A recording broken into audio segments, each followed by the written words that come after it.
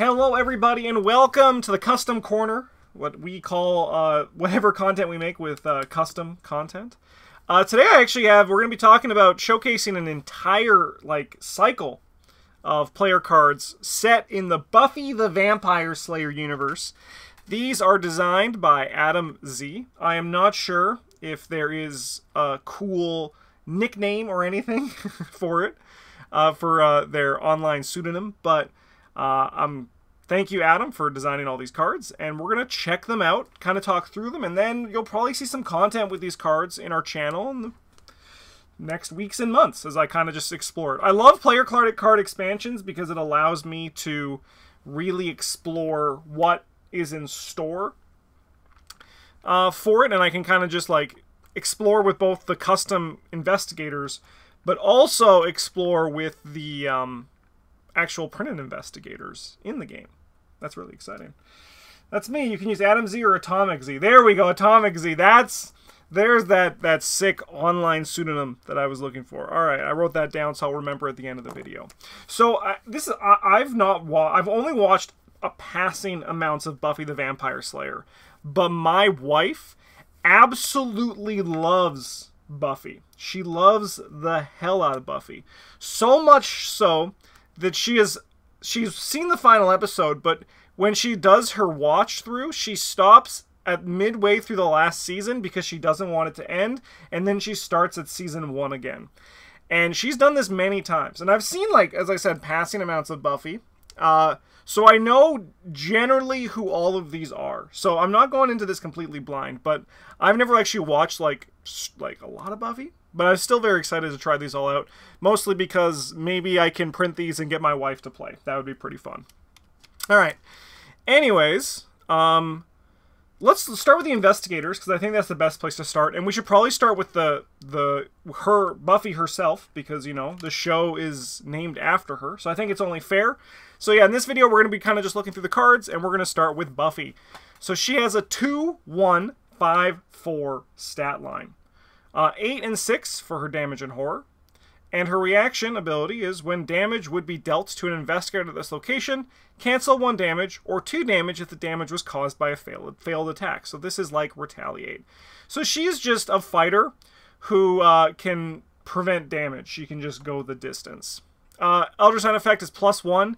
If this is a successful attack, exhaust the enemy. That's cool. That's a cool ability there. Her deck size is 30. Her primary class choice, at deck creation, choose Guardian, Rogue, or Survivor. And cards of your deck building option, cards of your chosen class, level 0 to 5. A total of up to 10 level 0 to 1 assets from the other 2 classes. Neutral cards 0 to 5. Deck building requirements are obviously her things, 1 a copy of each. And then deck building restrictions, no firearms. She's like Lily. She is here to fight physically. So this deck creation is really cool, and stuff like this is always slightly above my pay grade. When I see something like this, I think of Bryn. This gives me big Bryn energy when I see stuff like this. Also, even Travis. I'm pretty plain Jane when it comes to deck building. So, I mean, I'm sure I'll have fun exploring this because she is just like a fighter, which I think is really cool. It's just assets from the other 2 classes, so you're basically looking for things that help fight. But no firearms, but she can swing a baseball bat pretty well. All right, let's look at the signatures. We got Slayer Instincts.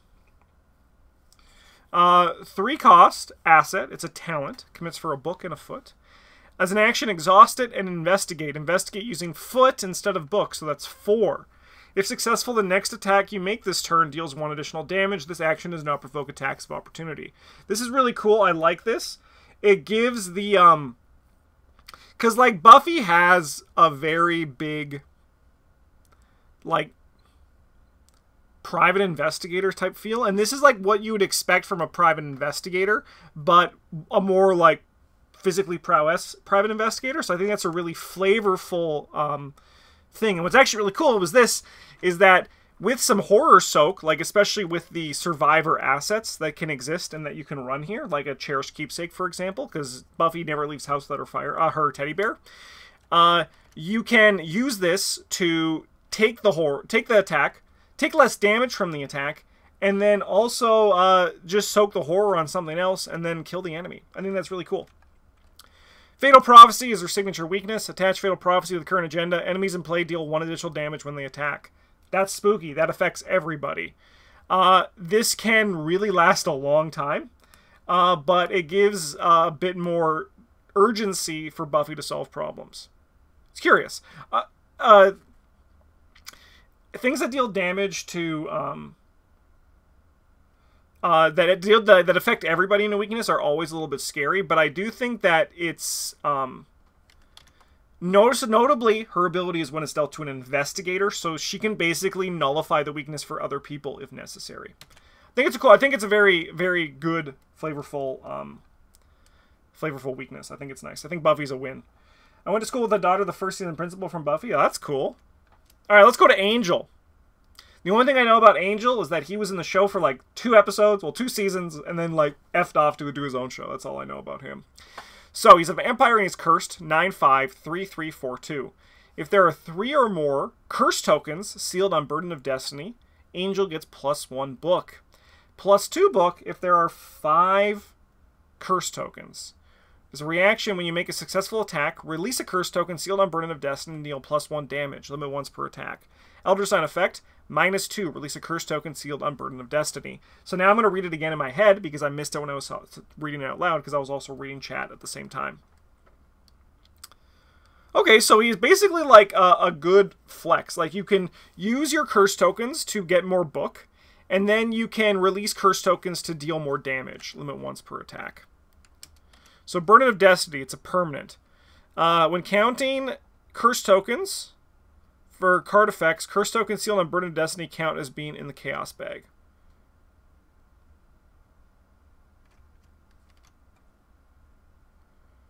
Negative effect Elder Signs, and I have a great experience with those. We do not talk about the guy from Arkham, the occultist. we do not speak of him. We do not speak of him. That is neat, though, that has a negative Elder Sign effect. I imagine that's like partly a flavor thing, which I think is kind of interesting. All right. When you add 1 or more curse tokens to Chaos Bag, you may seal one of those tokens on Burden of Destiny instead, up to 5 curse tokens. So when you would add 1 or more, and then when counting for card effects, curse tokens sealed on Burden of Destiny count as being in the Chaos Bag. Really? I don't understand what that rule does, but I'm sure it does something. Memories of an Angelus, Curse and Madness. Release 3 curse tokens on Burden of Destiny, then take 1 horror for each token on Burden of Destiny. If you took no horror, shuffle Memories of Angelus into your deck. Spicy. I think that's a totally fair, yeah, that seems very reasonable. Oh yeah, what's Angel's deck building? I didn't even look at that. I just skipped right by it. Guardian cards level 0 to 5, Seeker 0 to 3, Curse 1 to 5, neutral cards 0 to 5. I kind of like the Cursed 1 to 5, because it means that he can't play Faustian Bargain. Which is probably a good thing. Burden of Destiny, Memories of Angelus, 1 random base of weakness, and no firearm cards. No firearms. Isn't that a nice weakness? Am I reading her, or is it never doing more than 2 horror? Yeah, it's never doing more than 2 horror. But what it does is it also weakens you. It basically takes away your stat boost. And then it also will take away your extra damage that it gets. So it's I think it's less the fact that it's only dealing 2 horror, but it's more the fact that it can repeatedly remove all of your progress from making your curse tokens valuable, right? Because if you have 3 on, it also shuffles back into your deck, which means if you get 3 on again, you're going to be drawing it again and again. It's going to keep taking it away. So I think it's less about the horror and more about how you lose progress again and again trying to, you know, use your curse tokens to an advantage. All right, my favorite character, Giles. I love Giles. All right, so he's the Watcher. 3/5/3/1. I love 5 book. As a reaction, when you discover 1 or more clues, place a doom on an enemy or location in play. Discover 1 additional clue. Uh-oh! Doom synergy and a Seeker? Elder Sign effect +1. If you succeed, draw a card for each doom at this location. 5/9. Interesting. All right, so Secret cards 0 to 3, Mystic 0 to 3, Tomes 1 to 5, Neutral 0 to 5. One of each of his signatures, then a random basic weakness. This, yeah, this seems fine for the purple. Very interesting. Very interesting. I think it's just a nice, simple... One thing I like is that it's a nice, simple ability. Hey, Time Roller, how's it going? I was actually designing some Travis Bryn custom investigators yesterday, just so I can get them printed and given to patrons. My goal with them was to keep them just the abilities nice and simple. And I think I succeeded. I think I succeeded with the designs. And I like this one because it is just nice and simple. What I like about investigator designs is when it's just like, how can I use this to my advantage, right? And the question is, how do I use this to my advantage? Obviously, like, the enemies is the more appealing option, but the location in play can also work in certain scenarios where, locations leave play, right? And it might change there. So it's like a little bit of thing, and there's also... I mean, we also have a whole cycle of cards to look at, too, that I imagine are going to synergize with these investigators. All right. Research beckons. 1 cost event, 2 book. Fast. Investigate. Plus X book on this test where X equals the amount of doom on this location. After you play Research Beckons, you may shuffle it into your deck instead of discarding it. Interesting.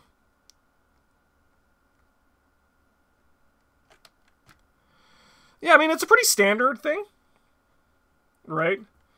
Like, it's a pretty standard, because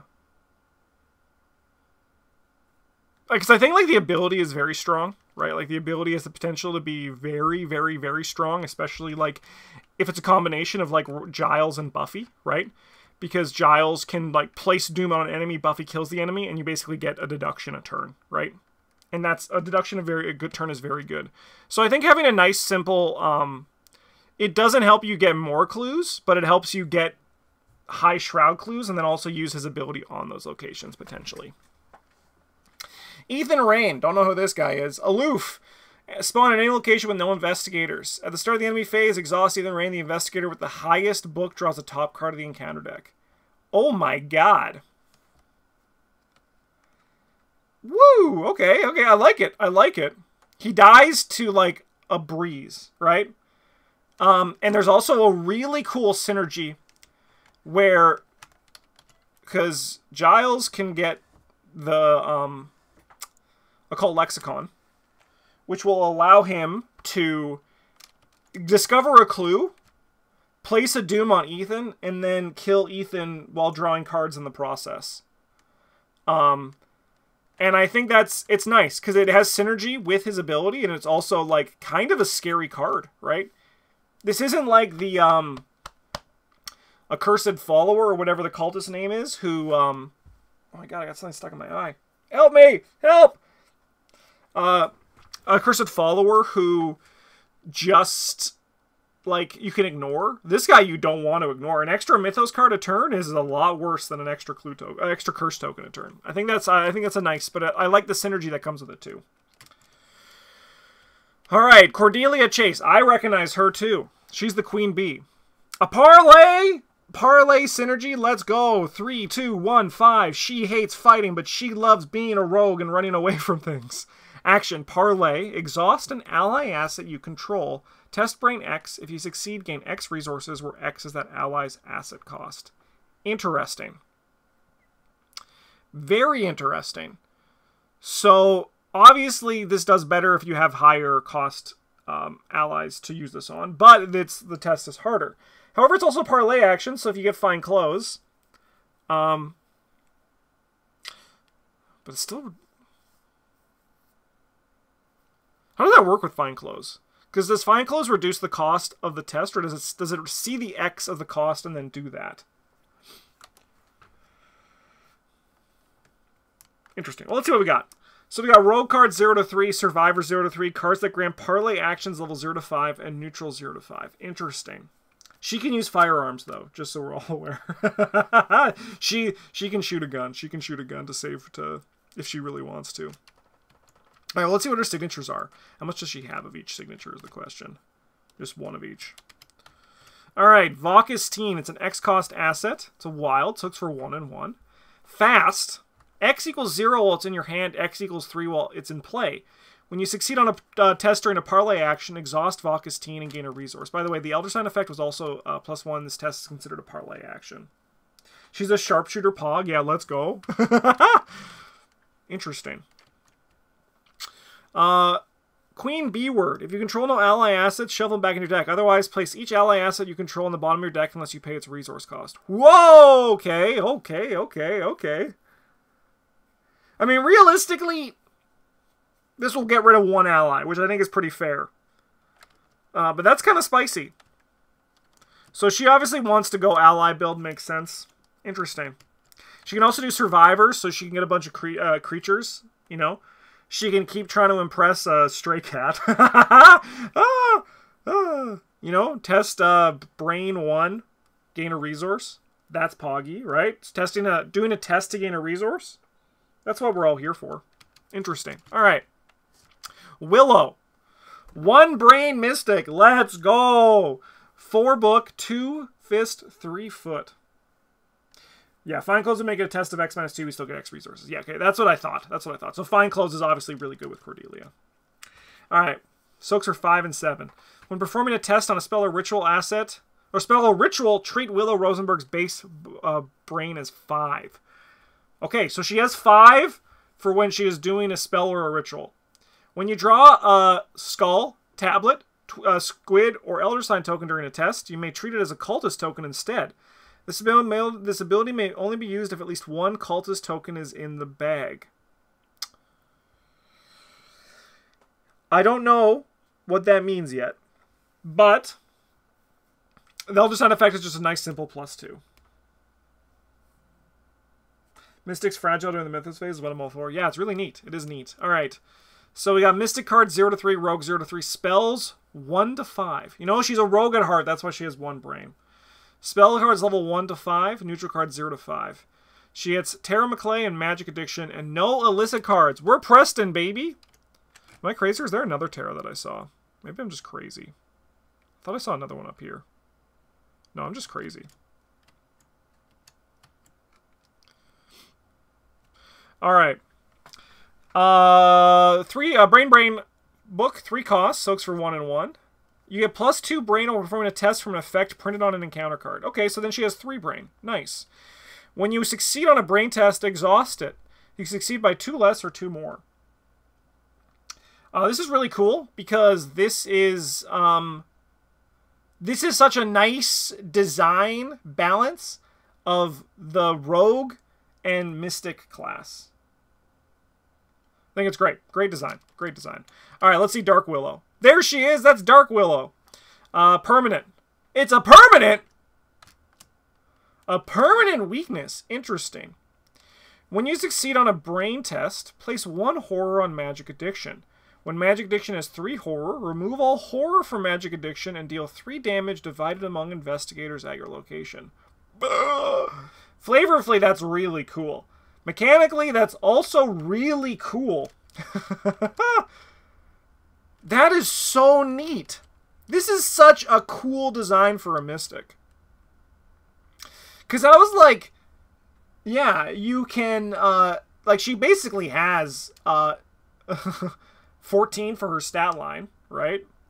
She has 5 plus, yeah, she essentially has 14 for her stat line.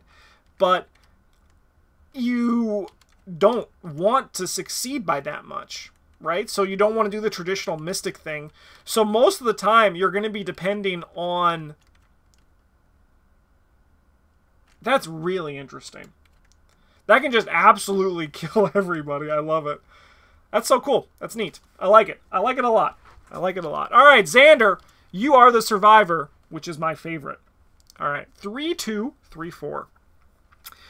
You begin each game with 2 fewer resources and 2 additional cards in your opening hand. Let's go. Okay. Okay. I'm down for it. When you would gain 1 or more resources, gain one less resource. Draw a card, limit once per phase. What? Okay, I'm here for it. Nice and simple. Nice and simple.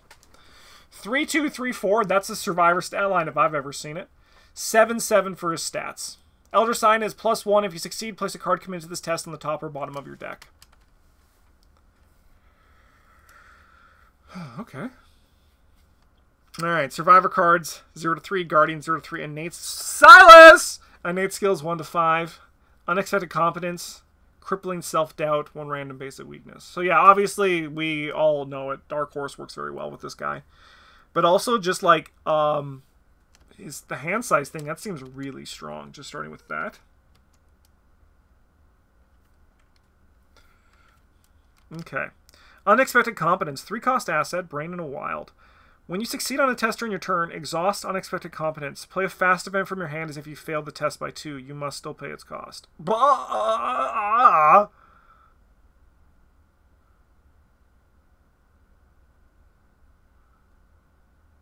That's really cool. That's really fun. I like that a lot.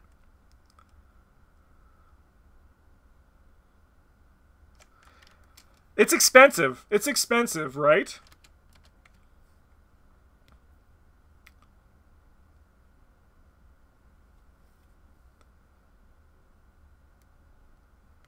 So, you succeed on a test. You play Live and Learn. Yeah, you play Live and Learn. Oh my god, that seems great. That seems fun. Alright, let's see his weakness. Crippling self-doubt. Your threat area, when the investigation phase starts, discard a random card from your hand. When you succeed the skill test by 2 or more, discard crippling self-doubt. I think that's pretty fine. That is also just like, it's a good, I think it's a good weakness. It's not crippling, which is funny because it's crippling self-doubt. I think it's a very fair weakness, and it's annoying, and you're going to want to get rid of it, right? Like, what is that weakness where you discard a card at random from your hand?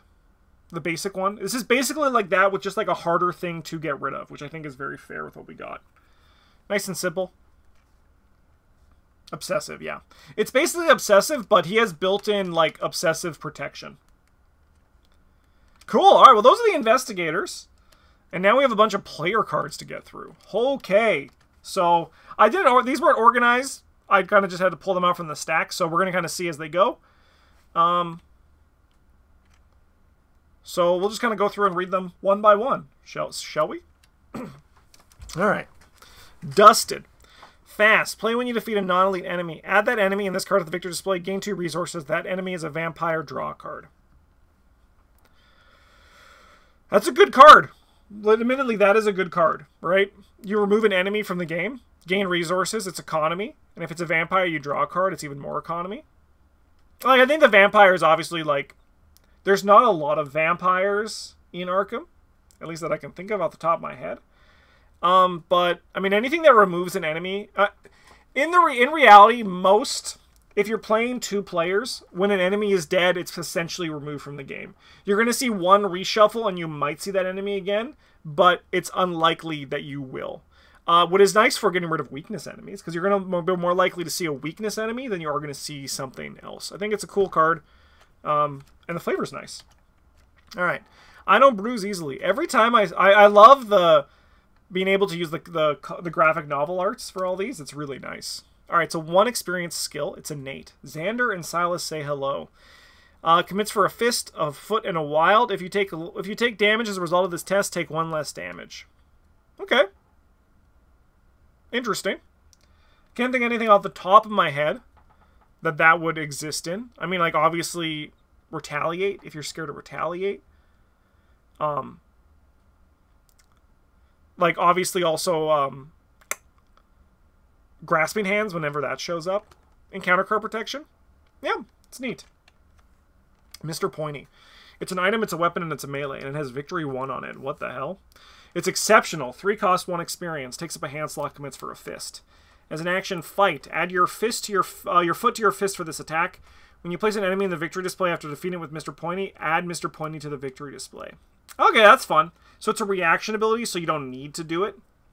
I love seeing the victory 1, like the the formatting trying to comprehend victory on an asset. It's like, where go? What do? Yeah, obviously also works with Dusted. Yeah, the synergy there with Dusted is kind of sick. Yeah, I think it's a cool card. And just basically getting more victory out of an enemy, you're like, I'm done with this. It's a cool card. On Patrol, 2 cost event, 0 experience, fist and a foot, tactic. Fast. Play only if your investigator is not engaged. Luckily, I'm not engaged, so I can, you know, do this whenever I want. Attach on patrol to your investigator. While attached, you may take an additional action each turn, which can only be used to take a basic move action. When you enter an enemy's location or vice versa, discard on patrol. Simple. I think that this is just clean, not too much to it. I think it's just a nice card. Nice design that will have its place in the custom card pool. I can see a card like this existing in the real game too. Dedicated caregiver. So this actually is a cycle from what I could tell while I was putting cards out. I didn't really read them, but I noticed there were some permanents that all do something at the start of the game. So 3 experience, permanent, limit 1 per investigator. At the start of the game, discard a card from your hand and heal 1 damage. Interesting synergy with like not synergy, but like interesting option if you have some trauma that you can kind of get rid of. I love this idea with Vincent. Replace a card in your hand to get an on the mend. But I think this actually has some quiet synergy, because knowing that Xander down over here has Guardians 0 to 3, as you can see on that, you can discard cards that you want in your discard pile into your discard pile, which I think is neat. Yeah, because like by no means is this like a must-take, but it's just like a nice trauma option, right? Like, how would you like this? Basically just removes a trauma for 3 experience, which is about on rate with what you would normally do. Cross Necklace. 2 cost, 2 experience, brain and a foot, item charm blessed, and takes up the necklace slot. As a reaction, when an enemy attack deals damage to you during the enemy phase, exhaust Cross Necklace, cancel 1 damage, and deal that enemy 1 damage. Wow! That's a good card. That's a very good card. That seems really sick. I love it. I love that card. It's very strong. Yes. This could probably be 3 experience and it would still be good. That might need to be unique. No. In the custom world, we can let players play. Let them do the broken shit. Let them have some fun. We ain't designing the game to sell. We're designing the game for fun. This card just reeks fun, right? Alright, Taser Blaster. 5 cost, 2 experience, fist and a foot, double hand slots, item, weapon, firearm. Buffy can't use it. Uses 2 ammo. Spend 1 ammo, fight. You get +2 fists for this attack. If you succeed against a non-elite enemy, you may place it on top of the encounter deck instead of dealing damage. You stun the motherfucker. You just get rid of him. You're like, hey, see you later. I'm gonna deal with you in the future. You know what this is really funny against? The frickin' Brotherhood cultists. Just see ya. I love it because it doesn't actually solve problems. Like, so I don't know if it's like good, but it's flavorfully very fun. I think it's really fun. Gloria synergy. Put the enemy on top, send the enemy into her basement. Put the broods on top. Let's go. Get rid of all the attachments on them. Oh, yeah.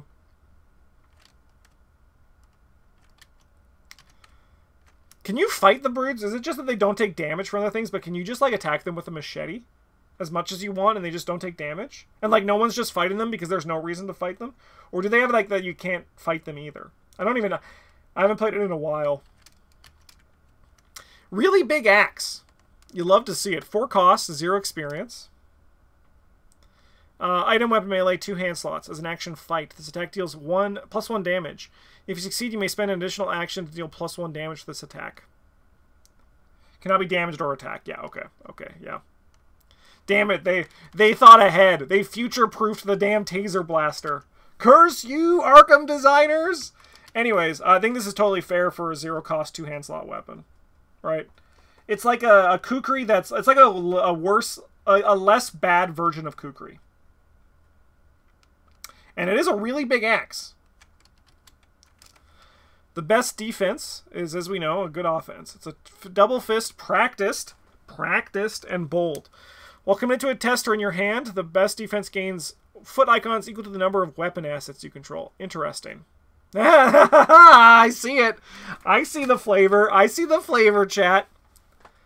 I see there's a lot of clever design, even just already in what we've seen. I really like a lot of the design we have here. And nothing apart from maybe the cross stands out as, like, exceptionally strong. Like, overpowered, right? This is a great design. I think this is really clever, too.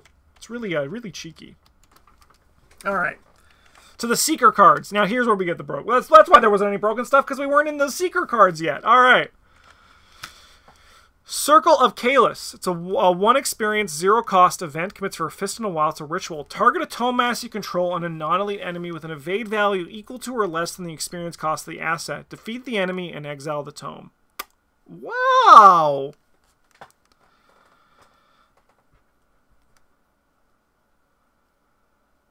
Interesting. Let's think on this for a second. Let's think. Target a tome asset. Non-elite enemy. Evade value. Defeat that enemy and exile the tome.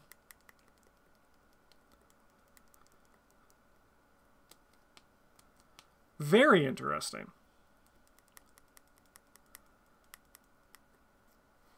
I think the flavorfully that's really cool. You're basically like using a book. You're like killing the book to kill the enemy. Bye, tasty toast. All right, Esoteric Library. This is a 3 experience permanent. When you add Esoteric Library to your deck, add a tablet token to the Chaos Bag for the remainder of the campaign. You may only purchase Esoteric Library if a tablet token is already in the Chaos Bag. Wow, look at that. I was about to say, like, the cat shows up. But no, that's very nice. I mean, like, double cat. Exhaust it, ready a tome mass that you control. Very interesting design. Very interesting design. Also seems good, right? Also seems good. Seems like a good card. Daisy loves. Daisy would love this. Autofill token, 7 months of golden table. Thank you for continued support. Yeah, it's a good card. Hit the books. Practiced. Let's go. 0 experience. 2 book. While committed to this test in your hand, hit the books, gains fist icons, the number of tone. You did it again. God damn it. You got me just like you did the first time. You got me just like you did. Is this a cycle? Punny practiced skills? That's really funny. That's really good. What a clever card. God, you got me again. You get it? Because you're punching with the book. Anyway. Layers of Tweed. 1 cost, 1 experience asset. Brain in a Fist. Takes to the body slot. And it's soaks for 2. Myriad, up to 3 copies of Layers of Tweed take up a single body slot. After you play Layers of Tweed, play another Layers of Tweed from hand at normal cost. This is great. It's really funny. It's also, like, good. And, like, Harvey Walters just went, hello? Like, Harvey Walters wants this. Like, Harvey Walters probably would run this in every deck he could. And it's also very fitting because Harvey Walters has he wears Layers of Tweed.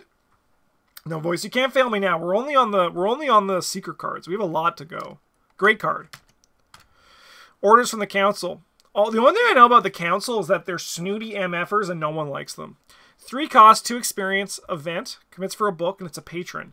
Play only as your first action, investigate. The shroud value of this location is tripled for this test. Minimum of 3. If you succeed, discover 5 additional clues, lose all remaining actions, and end your turn. If you fail, place 1 doom on this location. That's pretty cool. That's a pretty cool design, right?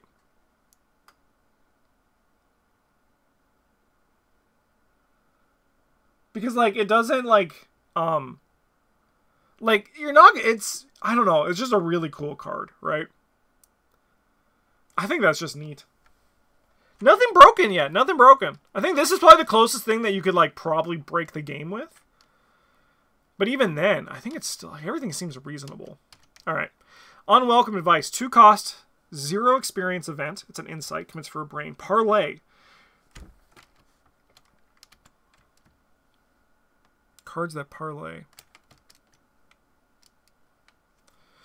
Choose another investigator location in test book X. X is the chosen investigator's brain. If you succeed, the chosen investigator draws 3 cards from your deck. What the fuck? Otherwise, you draw 3 cards from the chosen investigator's deck. What? This, like, breaks the game. Like, it breaks the rules of the game completely, but I love it.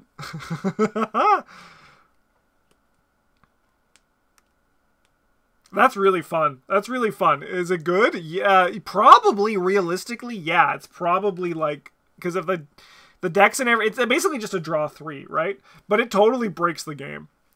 Because then you can play signatures this way, right? Because they're in your hand, which is, like, you can't do. But what happens if they draw stick weakness? Congratulations, it's yours now. But this goes back to my point of the cross, where I think it's fun if custom designers can kind of just explore this space in a way that's not, like, broken, right?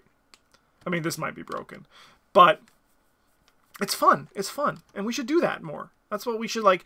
We shouldn't be like obviously we don't want our cards to be like pay 1, remove 6 doom from the agenda, draw 3 cards, right? But, like, I think, like, stuff like this is what custom content's all about. Slayer Handbook, Vampire Edition. 2 cost, 1 experience asset. It's an item in a tome. Commits for a fist and a book. Takes up a hand slot, uses 4 secrets. Exhaust Slayer Handbook and spend a secret. Search your bonded cards for a Watcher's Training or Watcher's Advice skill card and add it to your hand, or another investigator at your location. So Watcher's Advice, double book. If this test succeeds, draw a card. When it be discarded from anywhere, return it to your bonded cards out of play. And then Watcher's Training. If this succeeds, draw a card. Nice and simple. Yeah, not much to say there. Just simple design. Nice and clean. Alright. Demon Indexed, Abridged, level 0. It's an asset, takes up a hand slot, and it's an item in a tome. It's a book, comes in with 3 secrets. Exhaust it, place a doom on an enemy in play. When an enemy with doom on it is defeated at this location, exhaust Demon Index and spend a secret. Investigate. Interesting. Let's see the upgraded version. When an enemy is defeated at this location, exhaust Demon Index, investigate, you get +2. Interesting. So it's like it's like a way to get more actions. There's the abridged and the unabridged version. Interesting. You know, we're not walking away from any of these Seeker ones and being like they are OP. I think this is nice, and I think once again we're looking at some nice clean design here. It's looking good. All right, rogue cards. Data Breach. 3 experience, 0 cost event. It's a gambit, it's an insight, and it's a technology. Limit 1 per deck. Play only at a location with a shroud value of 4 or higher. Investigate. If you succeed by 2 or more, gain 1 clue from the token pool. Exile Data Breach. Okay. That's funny. It's do you get it, chat? Do you get it? Limit 1 per deck. Do I have 2 of these here? Oh no, there's just because you are breaking game. You're breaking game. Game broken. You break game. You break game. Is it worth it? Probably not. But it is still fun. It's still a fun design. High Heels. 2 cost. Asset. You get -1 foot. That is really funny.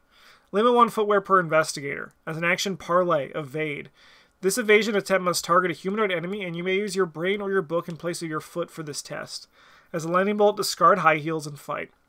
Really, this is great. Great design. It's both like top down and like bottom up design. It's just like really good. Flavorful, fun, easy to grok, right? There's a lot of text on the card, but it's all really easy to grok. They really should have just made a foot symbol, huh? They really should have just made a foot symbol.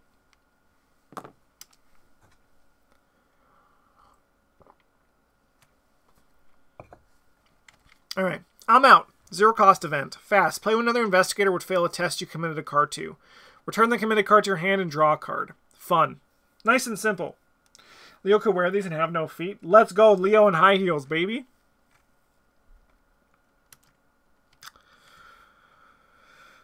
Yeah, cool card.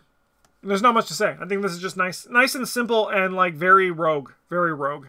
Great design. Laptop. Roland Banks is like, what is this strange device? 2 cost asset. It commits for a book. It's an item and a technology. Takes up both hand slots. After laptop enters play, search the top 6 cards of your deck for up to 3 non-weakness, favor, or insight events and attach them face down to laptop. Shuffle your deck. Cards attached to laptop may be played as if they were in your hand. If there are no cards attached to laptop, discard it.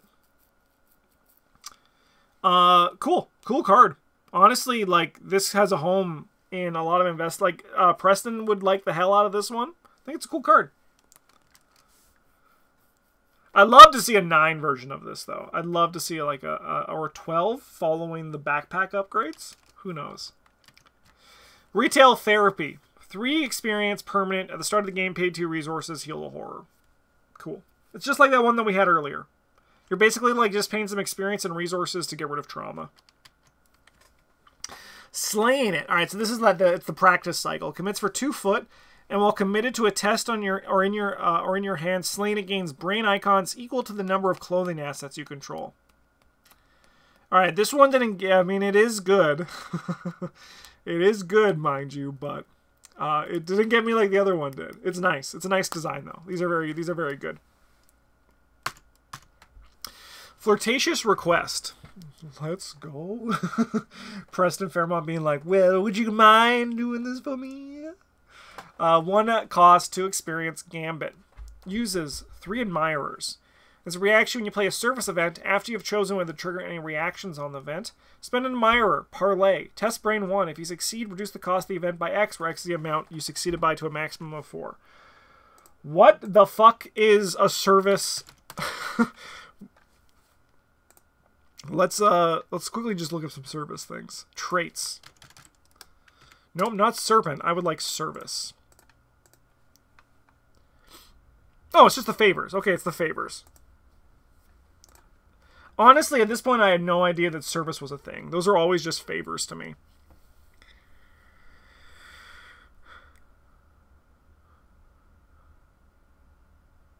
Great card. Great card.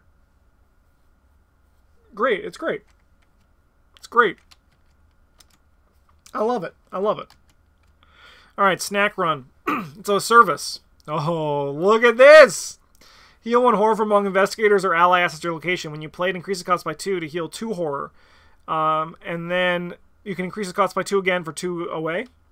Very nice. Food card. Let's go. And the upgraded version is now 2 to 4. Yep. Very nice. Very nice. Yeah, very simple. Once again, I like all these designs. They're getting the brain moving without just being like, oh, this is just a better version of that. It's nice. Bored Now. That's scary. 1 cost, 1 experience event. Commits for a brain and a fist. It's a condition. As a part of cost to play this, as an additional cost to play this card, take 1 horror.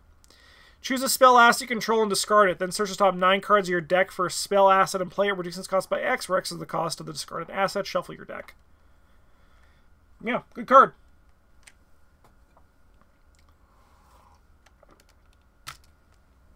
I think it's neat. I think it's neat. Yeah. Borrowed Power. Whoa, Giles, look at you go. X cost. Whoa, X. Fun. 1 experience. It's wild. Spell and Blessed. X is the number of investigators in play. Oh, thank God. Thank God the rogue died. Now the card's cheaper. Attach an investigator at this location. That investigator gets plus XXXX. All other investigators. Oh, that's so sick. At the start of the investigation phase, discard Borrowed Power. This card is so cool. That card is so neat.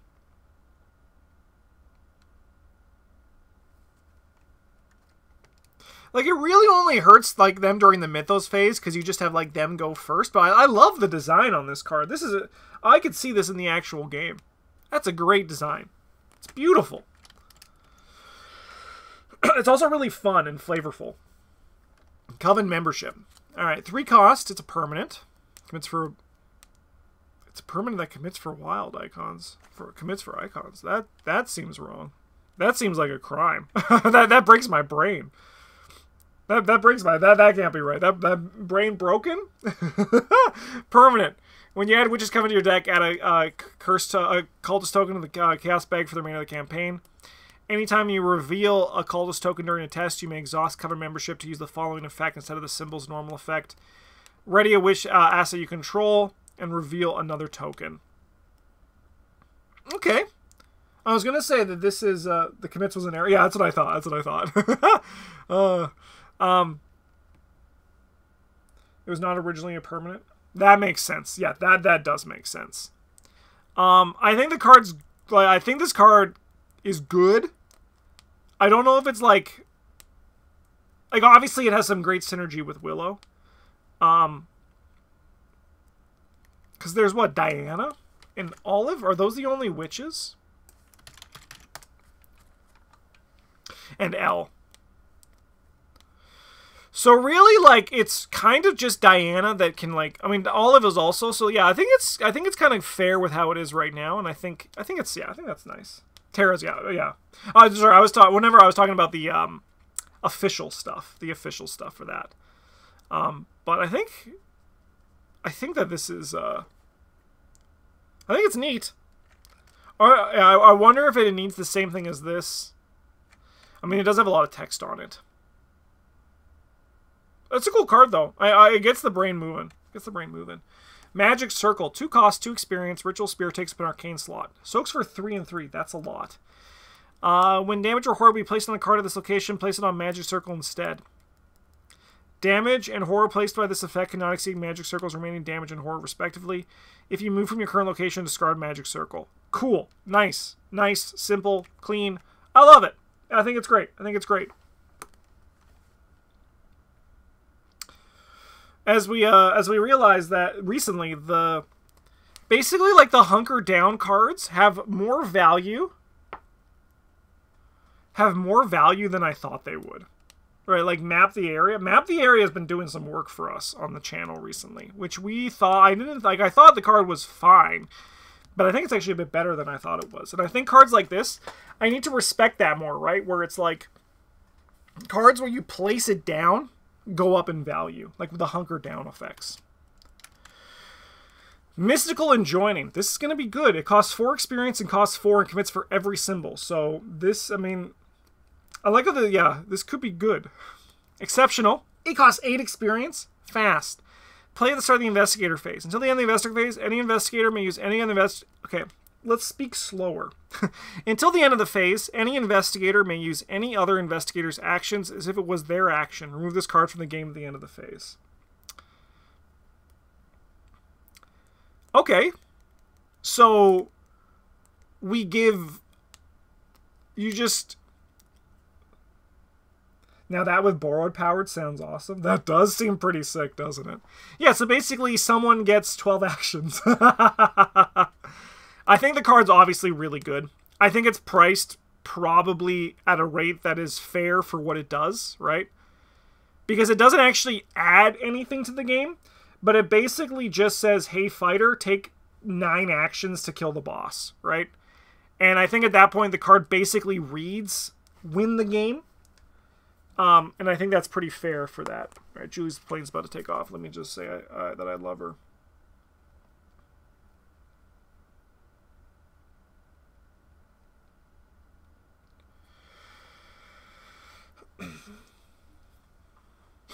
Okay. Orb of Thesula. 0 cost, 1 experience. It takes up a hand slot and a spell slot. It's an item, relic, and ritual. Commits for a brain. As an action, discard Orb of Thesula. Choose an investigator. That investigator discards a curse, hex, or madness card from their threat area. Cool. Yeah. What a reasonable card. What a reasonable card.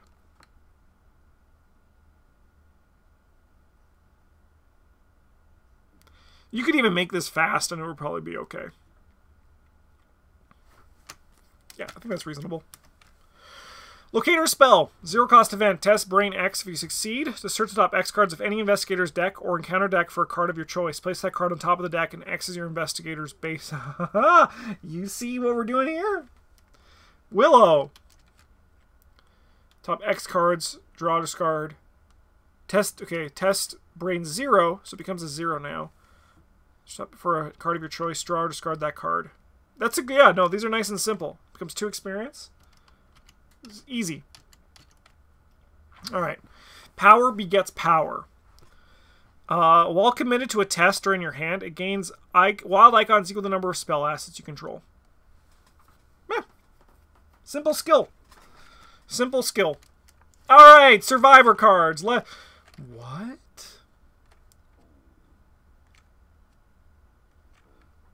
Hey, Lucky James, how's it going? Chat, do you see what I see? Do you see what I see, chat?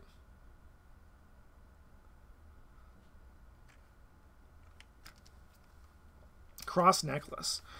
1 cost. When an enemy attack deals damage to you during the enemy phase, discard Cross Necklace, cancel 1 damage, and deal the enemy 1 damage. Cool.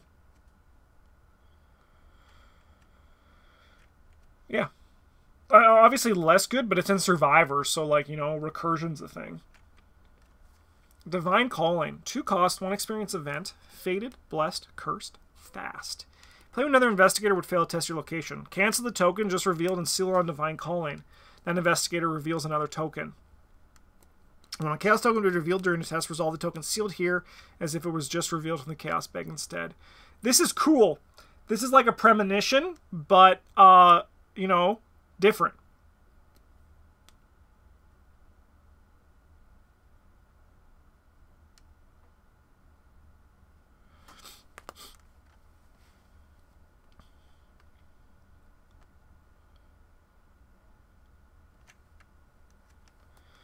Eternal Friendship. 3 experience. Permanent limit 1 per investigator. In the game, choose 1. Take up to 2 damage. Heal horror from another investigator at this location equal to the damage taken. Take up to 2 horror. Heal damage from another investigator at this location equal to the horror taken. Interesting card. I think it fits well with the Survivor stuff, and it's just like filling out that permanent kind of thing. This one's a bit different because it's like, it's not your own trauma. But, like, survivors can manage horror and damage pretty well. Okay.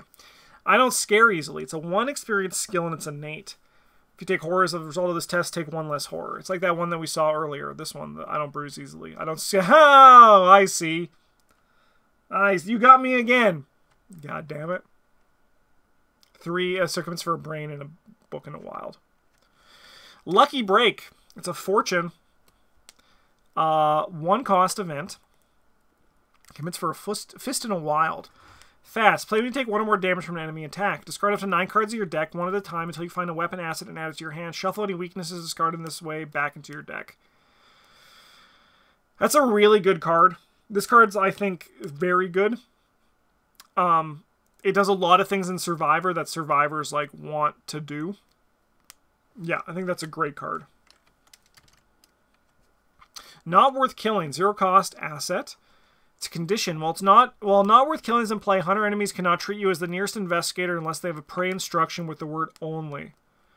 When you succeed on a test by 2 or more, discard Not Worth Killing. That is a funny card.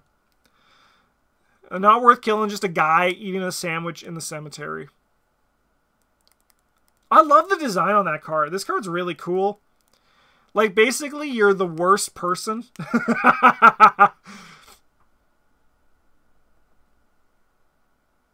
That's so funny. Isn't that just, like, am I the only one who finds this card absolutely hilarious? You're just a fucking idiot who can't do anything, so the hunter enemies are like, I don't care. That's really great.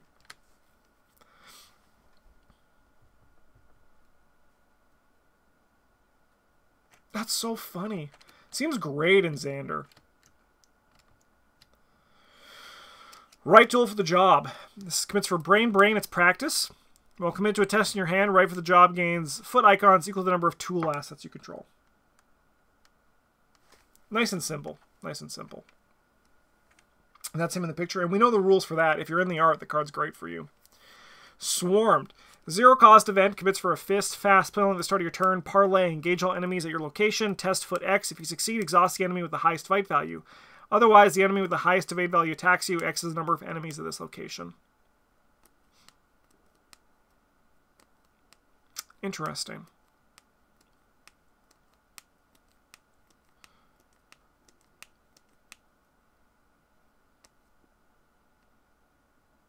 Cool. Neat card. Neat card. I think it's cool. I think it's good. I think it's good. There's a lot of good use cases for it. Will Yorick would love this to just, like, you know, kill something and recruit from his discard pile. I think it's good. I think it's good. Witty Banter. Oh my god, Yorick would love the fuck out of this card. Yorick would love the hell out of this card. Anyways, witty banter. Gambit. Double wild. If this test is successful during a parlay action, draw a card. That's really funny. That's really funny. There's a lot of designs where I'm just like, that's a funny design. It's very clever. I think this has been a great cycle of cards, and I'm excited to play with them. All right, let's move on to the neutrals. Fashionista, it's a permanent. You have 1 additional body slot. 2 fine clothes? Are you kidding me? 2 copies of fine clothes? Cool card. Yeah, no, I mean, like, I imagine we're going to probably see something like this in the game eventually. Like, I think eventually we're going to see something like this in the game. Like, maybe not till the last expansion, sad, but, I think we will eventually. 2 stylish coats, that seems really good. That might be the deck we try to build with first. 2 stylish coats, parallel skids. He can't keep getting away with it, chat. He can't keep getting away with it. Death is your gift. Hi, Russ. Come here. Yeah, come sit in my arms like a little baby. Death is your gift. This card sounds scary. Clairvoyant Faded. 5 experience. Permanent. When purchased, add a skull token. Jim, Russ. Anytime you reveal a skull token during a test, you may choose to use the following effect instead of that normal effect. -2, take 1 damage. Choose an investigator location, that investigator draws a card. Nah, Jim probably won't use this. No. No, Jim's like, no, please. Please, no. Stop, you're killing me. Potential Slayer, chosen to be chosen. 2 cost, 1 experience. It's an ally. Commits for a brain and a foot. It's Myriad. Soaks for 2 and 1. After it enters play, draws X cards, where X is the number of chosen cards at this location. That's cool. That's fun. Just kind of like draws cards. It's Myriad as well.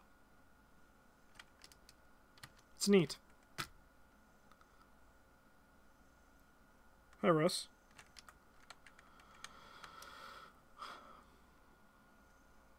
I do wonder if, like, this could have, like, a sled dog treatment where, like, 2 of them take up the same amount. I don't know. It's curious. I'm curious to see this one in action, though. Joyce Summers. Hey! It's the mom. Spoiler alert, rest in peace. 2 cost. It's an ally, entrepreneur, and patron.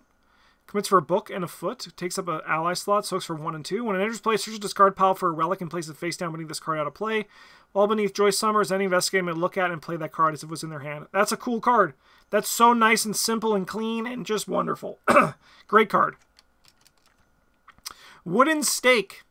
Ooh, we haven't seen a neutral weapon in a while. Let's see. Fight. If the attacked enemy is not engaged with you, this attack deals +1 damage. Cool. Yeah, no, I think that's fine. I think that's nice and clean. You don't get any bonus. It's just you gotta hit. You gotta hit. And if you don't, you're gonna deal 1 damage. I think this actually is kind of a nice weapon, to be honest, actually. Not getting a boost sucks, but, like, Buffy's really good with it. Buffy can just do it herself. The Scythe. Untapped power. 5 cost, 2 experience, deck building restrictions. Takes up 2 hands, by the way.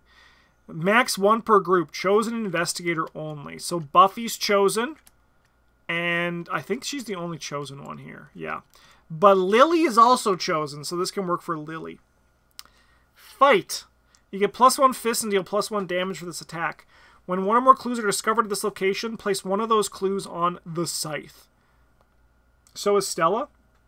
Well, that makes sense, because she's chosen to be powerful.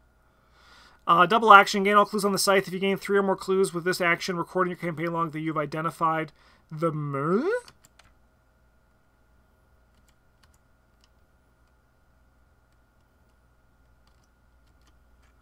And then there's 3 upgrades. And they can only be researched, and they're all exceptional. Holy cow. Okay, so these are expensive. So we're looking at some red clock level stuff. Here's what we're expecting. Action, fight. The enemy chosen for this attack must be the enemy at this location with the highest fight value.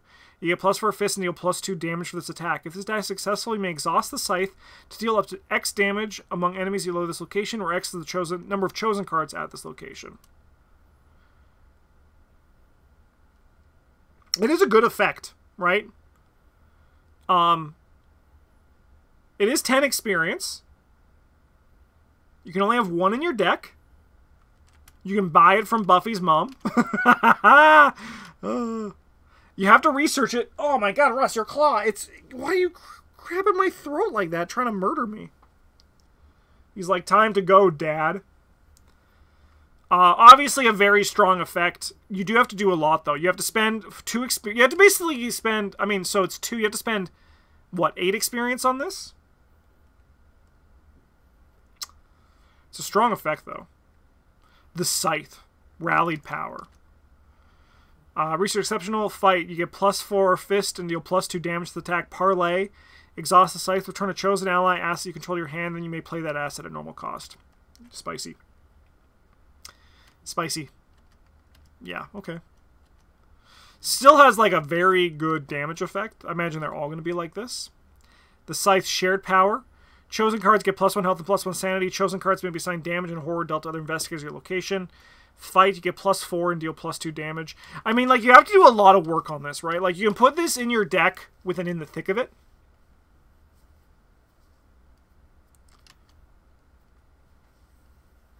I mean, like, we know from... This is tricky. Like, balancing a weapon like this is always really tricky. Like... I don't know. But just after Cyclopean Hammer, I'm always scared of stuff like this. But I'm curious to see how it plays. It seems very good, though. Alright, we got some gold cards, baby. Upgraded Wooden Stake. Let's go. Commits for a fist. It's guard. They're all build-around cards. Yeah, but at the same time, they're also just like it's like also just a good weapon, right? Even if you don't play any chosen stuff, it's still just +4/+2. It can be very powerful. But as I said, that might just, like, you have to do a lot of work for it. It's not just, like, put it in your deck like you do with, like, realistically, when you put this into your deck, you have to go jump through some hoops because you're basically, like, getting, like, a bad machete at this one, right? Like, it's a bad machete. But then you get like a like, that's why I think it's reasonable. I'm just scared. Melee weapons that don't, like, they just seem very powerful. But you have to, like, it's a lot less dare I say brain dead than the Cyclopean Hammer is. Alright, back to Wooden Stake. 2 cost, 2 experience. Fast. You get +2 fist if the attack enemy is not engaged with his attack, deals +1 damage. I think that's a clean upgrade on the Wooden Stake. I think that's nice. Wesley Wyndham Price. I know this guy. I see he was in an episode that I saw once, I think. He's a 1 cost. Seeker Survivor. I'm interested. As an added cost to play him, place a doom on an enemy in play. Oh no. 3 secrets. Exhaust him, spend a secret, investigate. You get to investigate with a base skill of 4. Interesting. So not Giles. Maybe Xander, but Xander can't. Well, Xander can play him. Interesting. I mean, he has a level 0 card, so I think that's... I'm kind of looking for something that isn't there. I think that's kind of what it all comes down to. We're looking for something that isn't there for this card. I think it's fine for a level 0 card, though. Spike. 2 cost. Rogue Guardian. He's smoking. That's bad for his health. He's a vampire, though, so he doesn't really technically have health anymore. Soaks for 3 and 1. He takes up the ally slot. You get +2 fist while attacking a monster enemy. You get -2 fist while attacking a humanoid enemy. From what I know about Spike, that's a very flavorful design. Rocket Launcher. Let's go. It's illicit. It fucking better be. It's a Rogue Guardian card. Brain Fist. Item weapon ranged illicit. Exceptional. Takes up 2 hand slots. Discard rocket launcher and up to 3 cards from your hand. Choose this or connected location. For each card discarded this way, including rocket launcher, deal 2 damage to each enemy and 1 damage to each investigator at the chosen location. Yeah, that's fun, because it does, like, nothing until you want to blow up a boss. And then you just deal 8 damage to it. Russ, are you becoming a jerk? I love it, though. That's fun design. Riley Finn. 3 cost, asset, guardian, and survivor. Commits for a brain and a foot. Takes up an ally slot, 3/1. For each Why are you being like that? Time to go.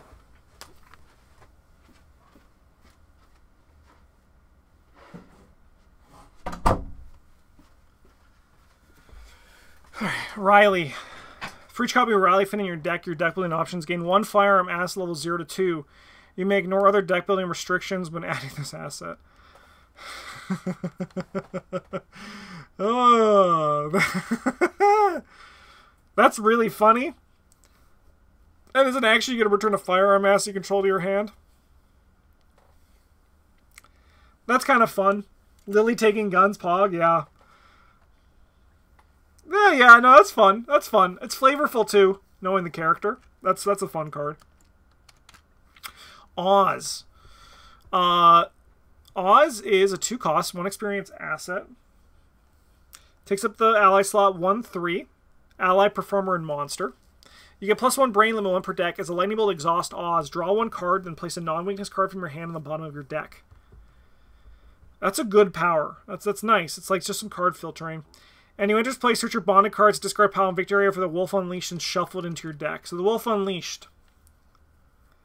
At the end of the enemy phase, the Wolf Unleashed deals 1 damage to all enemies at its location. It's a 3/3/3. Deals 2 and 1. Whew. And when Oz enters play, shuffle Oz into your deck. So that's good. When he enters play, shuffle the Wolf Unleashed into your deck.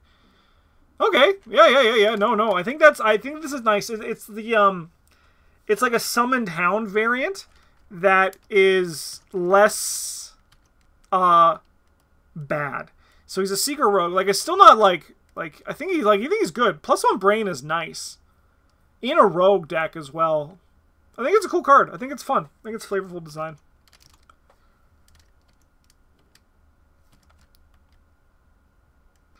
I would like the Wolf Unleashed to kill the Cats of Saturn for me, please. No can do. You're going to have to do that yourself, Astute. I never called you Astute before. It seems like a crime. Like, I feel like I just committed a crime there. Alright, Living Flame. 1 cost. It's a ritual. Takes up the accessory slot. 1 experience as a Seeker and a Mystic card. It can the Wolf... No, I know it deals damage to enemies, but Astute Dunsparce doesn't get that privilege. Astute Dunsparce needs to learn how to deal with the Cats of Saturn himself, is what I'm saying. He doesn't get to do it with the Wolf Unleashed until he can do it with his own heart. Alright, so this is 3 charges. It's fast. Exhaust it. Spend a charge. Trigger the action ability on a treachery at this location or in your threat area.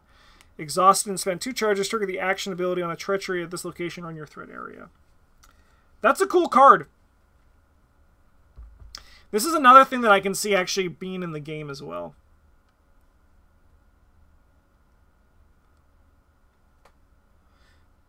It's really cool. That's a really cool card. I love it. Kendra Young. 5 cost, 2 experience. It's a guardian and a seeker. It's an ally 2/4. You get +1 book and +1 foot. I'm interested. Playing Kendra Young does not provoke attacks of opportunity. When it enters play, discover 2 clues of your location and place 1 doom on your location. Like Harumba. Obviously, it's a very good effect. Obviously, this is a really strong ally. Like, that's a very strong ally. Yeah, there's really not much more to say. It's just a really good card. That's a very good card. Very efficient. Jenny Calendar. I honestly don't know who these characters are. Maybe I know you, but I have no idea who the fuck you are. Jenny Calendar. 3 cost, 0 experience. Seeker and Mystic. 1/2 ally slot, 4 secrets. There's a reaction after a test where 1 or more curse tokens were drawn. Spend 1 secret. Add 1 curse token to the chaos bag. When you place doom on this location, spend 2 secrets. Place that doom on Jenny Calendar instead. I like this. Jenny is Giles' girlfriend from the first season. It would make sense that I do not know this one that well. But what's really nice about this one is that you see immediate synergy with both Angel and then also Giles. It's a nice card. But I don't think Angel can take her. Yeah, you can seek her. Faith. So Julie hates Faith. Julie, I always hear it every time. She's like, I hate Faith. I hate the Faith seasons. Faith annoys the hell out of me. So hopefully for Julie's sake, this card isn't good. 5 cost, 2 experience. It's going to be good because it's the mirror of Kendra, so it's going to be good. Rogue Survivor. You get +1 brain and +1 fist. Playing Faith does not provoke attacks of opportunity. When there's played, 2 damage to each enemy and each other investigator of this location. Yeah, that's a good card. That's a great card. Yeah, that's good. Just also good.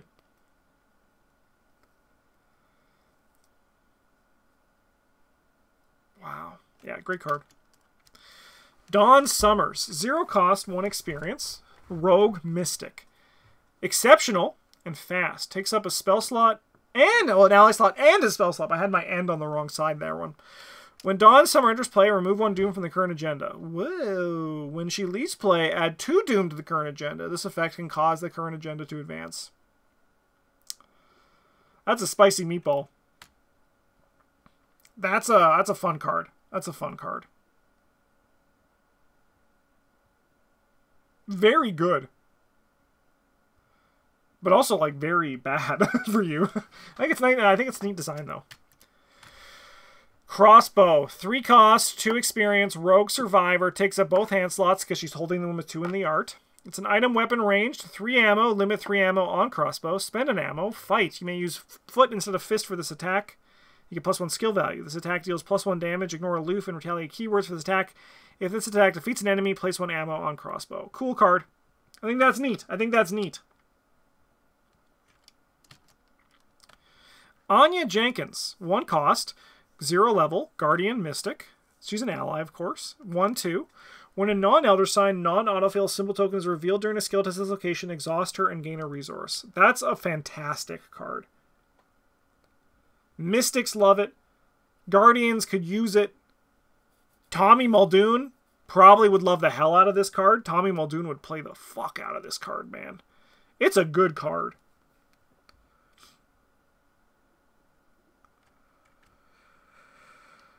Okay. Ooh, Amy Madison. That's a rat. You can't trick me. That's a rat. 3 cost, 1 experience. Ally creature witch. Soaks for 2 horror. Ally slot. Raise reaction when you reveal a chaos token without a symbol. Exhaust Amy Madison. Cancel that token and draw a new one. Jim? Jim Sculver? Yeah, it's a cool card. That's a cool card. I like it. It's a witch, too, so you can ready it with your Witch Academy. Alright. Living on a Hellmouth. Permanent. When you add Living on a Hellmouth to your deck, add a squid token to the Chaos Bag for the remainder of the campaign. If the squid token is not defined by the scenario card, you use the following effect. -4 if you fail, take 1 horror. So this is a really good random weakness to roll when you are doing the side of Dream Eaters where you...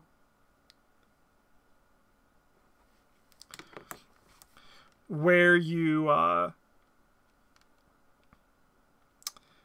get the cat on the squid token, because that would be kind of fun. Immature Recklessness. Put Immature Recklessness in your threat area. You get -2 brain and -2 book skill. When the horror is assigned to your investigator, put at least an equal amount of horror on Immature Recklessness. If there are 2 or more horror on Immature Recklessness, discard it. That's really cool. And then we got Teen Angst, which I'm sure is just, yeah, it's the opposite for damage. Those are, I love those weaknesses. Those are really nice. This art's scary as hell, though. Those are fun. That's fun. Those are fun designs. I think those are really nice weaknesses. All right. Well, that is the Buffy custom expansion, custom player card expansion, quote unquote, by Atomic Z. I'll have a link to the Steam Workshop in the YouTube description if you wanted to play with these cards as well. And then on the channel, I'm going to have some gameplay testing these cards out for a while. So they'll just kind of be popping up periodically. But what card of these interest you the most? Let me know down in the comments, as well as a huge thank you to all of our patrons for supporting the channel. Thank you so much for watching. Have a good one. And as always, GG's.